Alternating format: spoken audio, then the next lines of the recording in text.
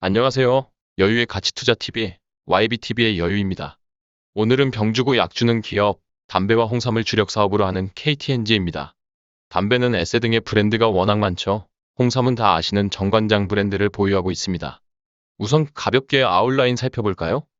시총 11조의 대기업입니다. 현재가는 8만원대고요. PBR이 1.2, 퍼는 11, ROE는 10.7%로서 언뜻 봐도 고평가도 저평가도 아닌 적절한 시가를 형성하고 있는 것으로 보이네요. 와중에 시가 배당률은 6%를 찍고 있는 것이 눈에 띕니다. 바로 이 부분, 이 배당 하나만으로도 KTNG에 투자할 가치는 충분합니다. 배당 높으면 뭐해? 지금 주가가 완전 하락세인데 여기서 더 빠지면 6% 배당 받아봐야 손해하냐? 라는 합리적 의심 당연히 들어야 하고요. 그래서 우리가 이 회사의 펀더멘탈을 살펴보면서 혹시 주가가 더 빠질까? 빠진다면 다시 올라갈 수 있을까? 오른다면 어디까지 올라갈 수 있을까? 하는 여러 가지를 점검해 보는 것이겠죠. 일단 아웃라인마저 살펴보시죠. 우선 두 가지 가치평가법에서 이 기업의 내재 가치는 현주가보다 높은 것으로 나옵니다. 특히 DCF 평가법에서는 적정가가 무려 14만 원 정도까지 나오네요. 나중에 다시 살펴보기로 하고요. 기업 점수 15점으로 매우 높은 편입니다. 사실 KTNG는 대한민국에서 삼성전자와도 비견될 만한 탄탄한 수익력과 안정성을 보유한 기업인 것은 뭐 다 아시는 바죠. 퀀트 지표를 보시겠습니다. 조엘 그린 밀라트의 마법 공식보다 좀 더 효율성이 좋다고 알려진 신마법 공식, 자산 대비 매출 총이익과 PBR의 콤보 조합 퀀트에서 전체 상장사 상위 13% 이내의 저평가로 나오네요.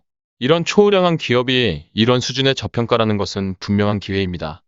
근데 저평가일 때는 이유가 있겠죠? 일단 2021년 실적 공시 보시겠습니다.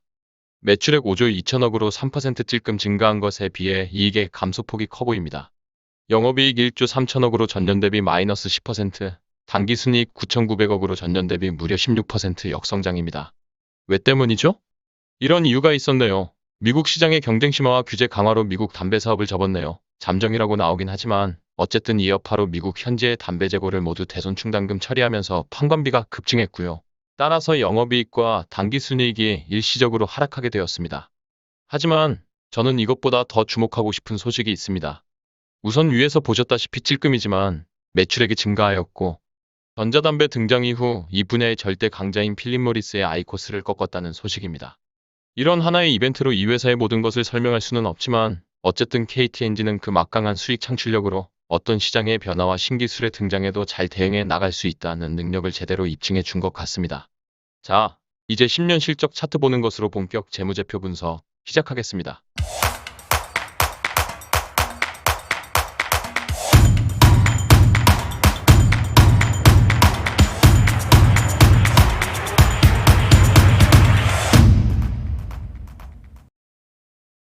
이미 포화된 것으로 여겨지는 담배와 홍삼, 건강식품 분야에서 그래도 꾸준한 매출의 증가를 이루어내고 있습니다. 이익은 하락하기도 하지만 어떻게 해서든 곧 다시 회복해내는 모습을 향후에도 보여주길 기대합니다. 잠시 이 기업의 제품군 살펴볼까요? 역시 담배가 주력인 회사죠.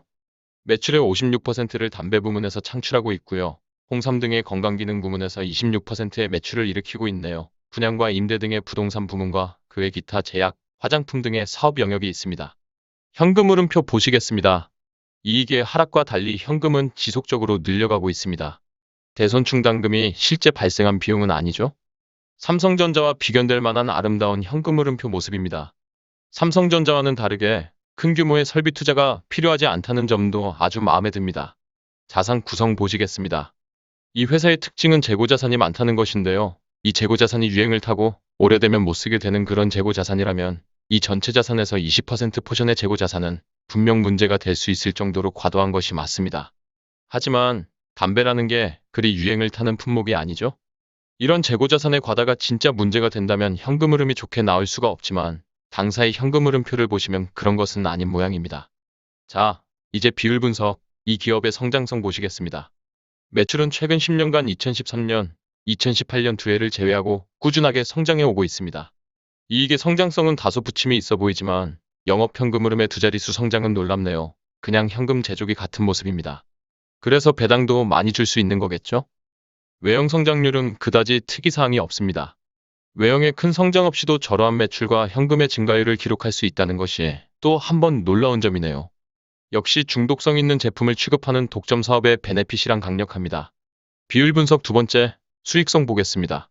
ROE가 점점 줄어드는 것이 최근 몇 년간 주가가 하락하는 모습과 판박이네요. 역시 기업의 성과는 ROE가 말해줍니다. 헌데 이 기업의 놀라운 점은 영업이익률입니다. 보통 8%만 되어도 제조업에서는 괜찮은 마진인데 이 기업의 영업이익률은 무려 25%입니다.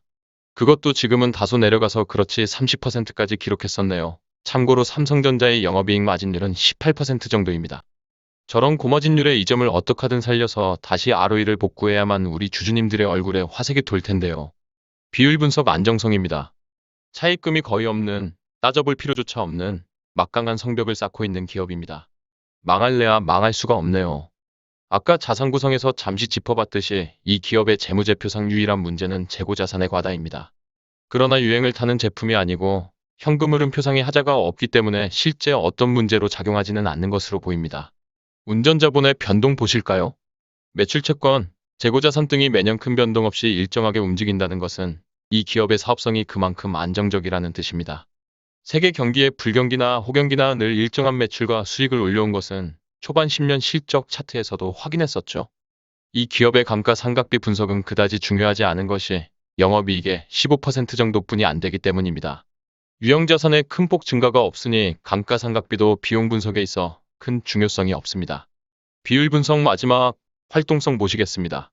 오랜 세월 비대해진 자산 대비 매출액이 그리 높지가 않습니다.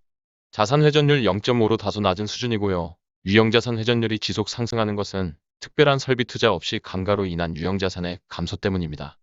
이 기업은 현금 회전 일수가 160일로 6개월 정도의 제법 긴 기간인데요. 그래도 충분한 유동성을 확보하고 있기에 문제될 것이 없습니다. 점점 줄여나가고 있네요. 자, 기업의 도산위험을 알아보는 지스코어 4.27로 아주 탄탄한 기업의 전형을 보여줍니다. PBR 등의 가치지표 살펴볼까요? 매출액 대비 다소 고평가인 것을 제외하곤 대체로 적정한 가치지표들입니다. 차입금이 워낙 없고 현금을 잘 벌어들이고 있어서 에바에비타 지표에선 저평가로 나오네요. 자, 이제 이 기업에 투자하는 가장 핵심 이유, 배당 살펴보겠습니다. 우선 이 기업의 놀라운 점은 배당금 총액이 5,700억으로 21년 당기순이익 9,900억에 거의 57%를 배당으로 뿌려버린다는 것입니다. 이 KTNG는 흔히 오너 없는 기업으로 정부의 입김과 규제에 많은 영향을 받기 때문에 주가가 좀 더 할인된다는 얘기들 많이 하죠. 그런데 순이익의 반 이상을 주주, 즉 그 기업의 진짜 주인들에게 돌려준다는 것은 그 실체 없는 오너 없음의 단점을 훨씬 상쇄할 만한 주주 친화책이라고 저는 생각합니다. 작년 3분기경 당사는 중장기 주주환원 정책을 발표해서 이런 수준의 배당을 최소 23년까지는 유지할 것으로 천명했죠. 자사주 매수야 뭐 소각하지 않으면 별 의미가 없다고 저는 생각하지만 어쨌든 지금 이 배당이 줄어들 일은 없다는 것은 거의 확실합니다. 저런 공시 아니더라도 이 차트를 보시면 하늘색 막대 주당 배당금을 이익에 부침해도 꾸준히 늘려주면서 한 번도 줄인 적이 없습니다. 주가가 하락한 영향도 있겠지만 배당 수익률도 꾸준히 우상향하고 있고요. 이러다 올해 22년 이익 늘어나면 배당 수익률 7% 찍지 말라는 법도 없겠네요. 그런 엄청난 배당 수익률이 나오기 전에 이 기업의 주가가 이제는 올라갈 때가 되지 않았나 합리적 예측이 되고요. 그런 예측의 근거, 지금부터 보시겠습니다. 가치평가입니다. 우선 장부상 이익을 베이스로 하는 S림입니다. ROE 최근 5년 가중평균 12% 적용하여 적정가가 9만원 정도 나왔습니다. 최근에 ROE가 10%로 다소 떨어진 점, 굳이 감안할 필요 없는 것은 대손충당금의 설정으로 일시적 이익의 감소이기 때문입니다. 적정가 대비 상승여력 11%로는 주가 상승의 당위성이 충분하지 않겠죠? 이제 이 기업의 특장점, 현금 흐름을 가지고 밸류에이션 해보겠습니다. DCF 가치평가입니다. 최근 5년 가중평균 잉여현금 흐름 대략 1조 원 정도를 매년 3.5%씩 10년간 늘려간다는 가정으로 하는 평가입니다. 이 기업의 10년 잉여현금 흐름의 매년 증가율은 9%를 넘어가기 때문에 향후 3.5%씩 증가한다는 가정은 전혀 무리가 없을 것이고요. 특히 이 기업의 잉여현금 생산성은 상장기업 2% 안에 들어가는 매우 강력한 안정성을 보여주고 있습니다. 이 차트의 파란색 예측선이 큰 무리가 없어 보인다면 이 기업의 적정가는 대략 14만원으로 현 시점 72%의 상승 여력이 있습니다. 이 정도면 향후에 주가는 내려가기보다는 오를 확률이 훨씬 높아 보입니다. 장기 월봉 로그 차트 보시겠습니다. 현재 10년 PBR의 최하단에 주가가 위치하고 있죠. 2016년 최고가 13만 9천원 이후 6년간의 하락의 끝에 저는 보이는 것 같습니다. 우리가 산정한 목표가 14만 원 정도가 마침 이 기업의 최고가였네요. 그 지점까지 향후 2년 안에 도달한다 해도 전혀 무리가 있어 보이지 않죠. 미국의 대이란 제재 해제라든지 코로나 이후의 면세점 매출 회복이라든지 기대할 여지도 많이 남아 있고요. 예, 압니다. 주가 예측은 신의 영역이고 그 누구도 향후의 주가 방향성을 알 수는 없죠. 하지만 이런 여러 가지 분석을 통해 내려가기보다는 올라갈 확률이 높아 보이는 주식을 지속적으로 선택해 나간다면, 그리고 적절한 분산을 통해 위험을 낮추어 간다면 그것이 바로 성공적인 가치 투자라고 감히 말하고 싶네요. 이상 KTNG였습니다. 아시죠? 구독과 좋아요, 그리고 여유를 가지고 시간을 내 편으로